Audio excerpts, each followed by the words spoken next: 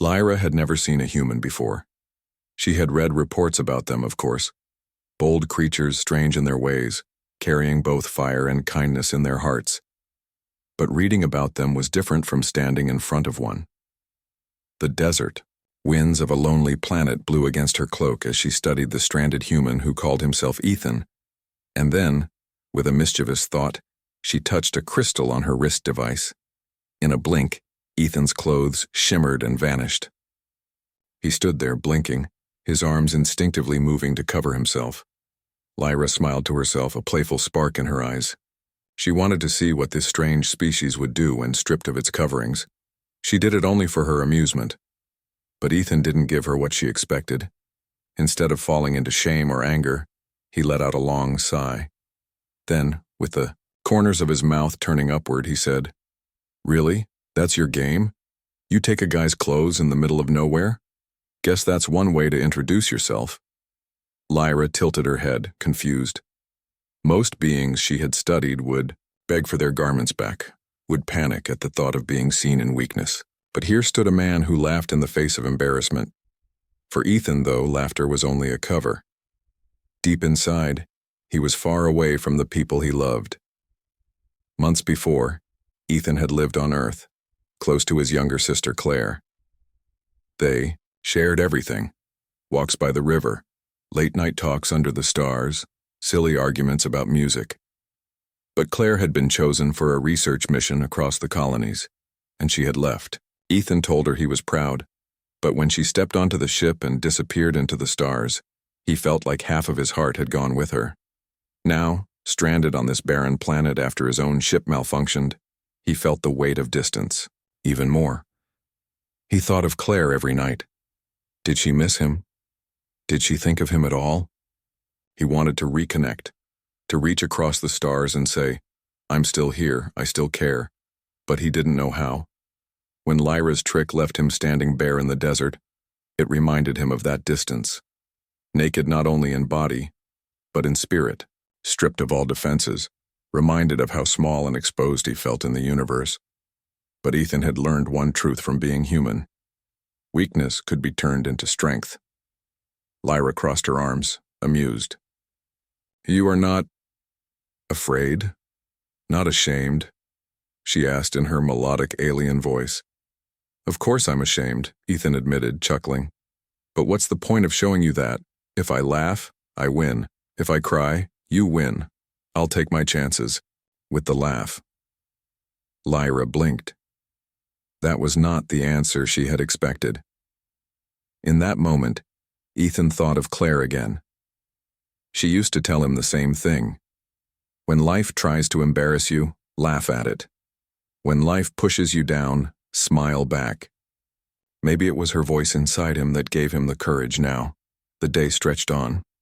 Lyra followed Ethan as he searched the desert for pieces of his broken ship.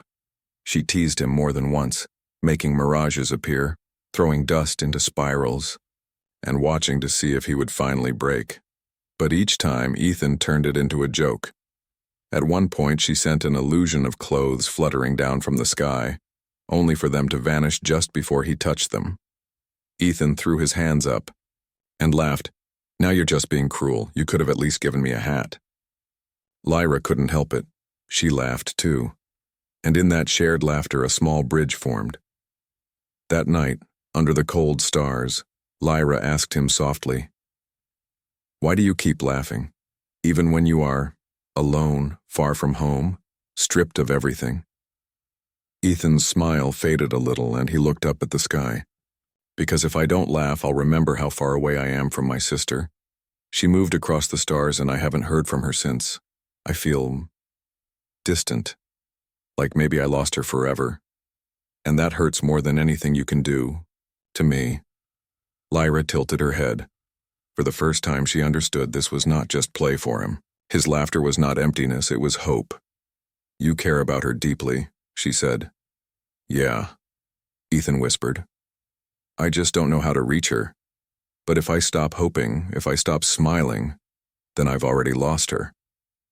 Lyra sat beside him, her amusement softening into respect. She had started this encounter wanting to see a human break.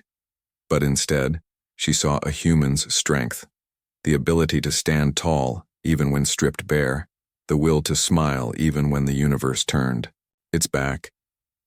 She reached out, and with a gentle press of her crystal, his clothes returned. Ethan looked down at himself and laughed. Well, finally. Thought I'd have to start a new fashion trend. Lyra gave a small smile. Alien girl playfully left the human without clothes, just for her amusement. But the human did not fall. He stood. And with that, Ethan realized something. Even across the stars, even across the distance, humanity's light could not be dimmed. The desert night was quiet, broken only by the low hum of insects and the whisper of dry winds against the rocks. Ethan sat near the faint glow of a fire he had managed to spark from scraps of his broken ship. Across from him sat Lyra, her silver eyes reflecting the flames like two small moons. Though they had laughed earlier, a deep silence had settled between them. Ethan stared into the fire, his thoughts wandering far beyond the barren world, across the dark emptiness of space, toward the one person he wished he could speak to, his sister, Claire.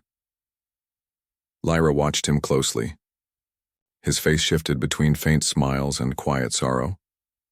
She had traveled across galaxies, studied hundreds of species, but she had never seen one like this human. Stripped of so much, he still carried something inside, a light that would not go out. Finally, she broke the silence. You think of her again, don't you? The one who moved far away? Ethan gave a small nod. Yeah. Claire, my sister. She was my closest friend. Then she left on her mission. I told her I was proud, but... He paused, swallowing the lump in his throat. But I feel like she slipped through my fingers. She's out there somewhere in the stars and I'm stuck here. I don't even know if she thinks about me anymore. Lyra tilted her head. Why not send her a message? Ethan laughed dryly. If I could, I would. But my ship's communicator is broken. Even if it wasn't, signals can take months to cross the colonies. By the time she got my words, who knows where she'd be? His voice grew quieter. It feels like I lost her. Not because she wanted to leave, but because distance is stronger than I am. Lyra studied him for a long moment. On her world, bonds weakened with distance. People moved on, forgetting those who were not beside them. Yet this human clung fiercely to a bond that stretched across light years. You humans, she said softly, are strange. You carry someone with you even when they are gone. Ethan smiled sadly. That's what makes it hurt. She's not here, but she's here. He tapped his chest, and it makes the distance worse. For a while, neither spoke. The fire cracked, sparks rising into the endless sky. Ethan thought of all the nights he and Claire had spent stargazing back on Earth. She used to point at the constellations and make up silly names for them. The giant catfish, the dancing hat, the clumsy dragon.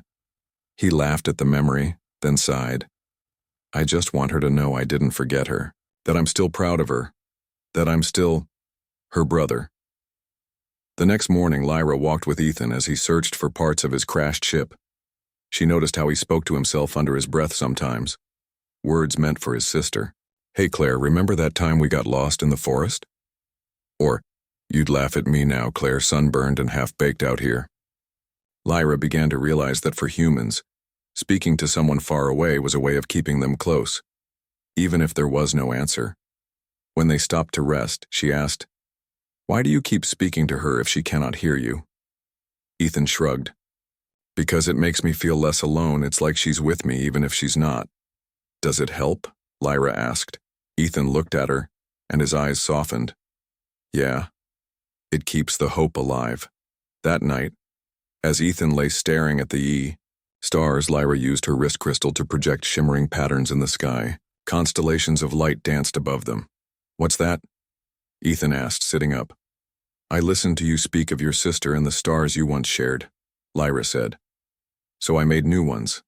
See there? She pointed. That is the clumsy dragon, and over there, the dancing hat. Ethan froze, his mouth falling open. Those were the names Claire had invented. He had never told Lyra. Yet she had pieced them together from his whispers and fragments of memory. For the first time in weeks, Ethan felt something warm rise in his chest, stronger than the desert fire. You made them for me? Lyra gave a small nod. For you, and for her, so that when you look up you do not feel distant. These stars can belong to both of you. Ethan's eyes stung. He wiped at them quickly, forcing a laugh. You're going to make me cry, Lyra. That's not fair. Lyra tilted her head again, puzzled. Why not fair? Because, Ethan said, smiling through the wetness in his eyes, humans don't like crying in front of others. But sometimes, it's the only way to show how much we care. The following days passed slowly, but something inside Ethan began to change. The distance from Claire still hurt, but he no longer carried it like a chain. Instead, he carried it like a torch. She was out there, and he would not give up on her. Lyra noticed the shift. She saw how he walked taller, how he smiled more easily, how he used humor not only to cover pain but to light the way forward. You humans, she said one evening, turn sorrow into strength, distance into hope. I think that is why the galaxy fears you and admires you. Ethan laughed softly.